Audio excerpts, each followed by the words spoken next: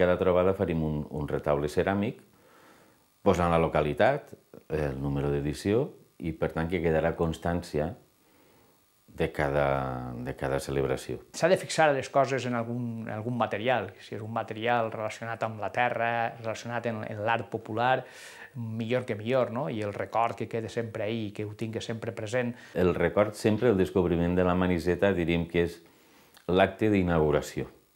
Jo sí que puc recordar-ne uno que de fet vaig plorar, perquè de l'emoció continguda de molt de temps, i va ser en la trobada del Romeral, després de tota la feina que havíem fet, el moment en què es descobrissin les manisetes. En aquest moment toquen la mutxaranga i jo vaig tindre un sentiment de felicitat meravellós que no vaig poder contindre les llàgrimes. Els taulellets que se van posar commemorant la trobada, però en la porta de la casa d'Enric Valor.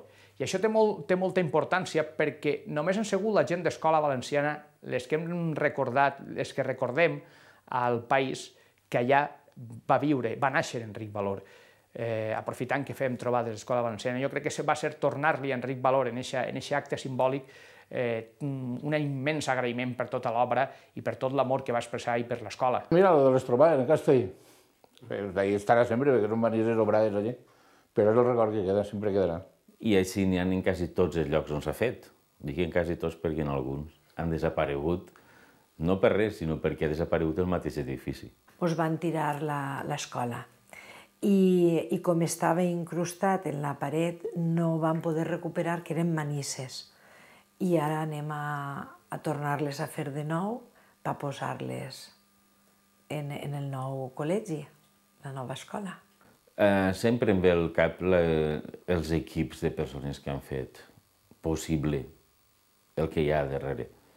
Si el taulellet fos una icona d'un portàtil d'aquell que poguérem tocar en el dit, i obrir-se més finestretes, a mi me s'obriria tot això. És la terra que passa pel foc i acaba sent una obra d'art. Me pareix fantàstic, a mi m'encanten els taulellets.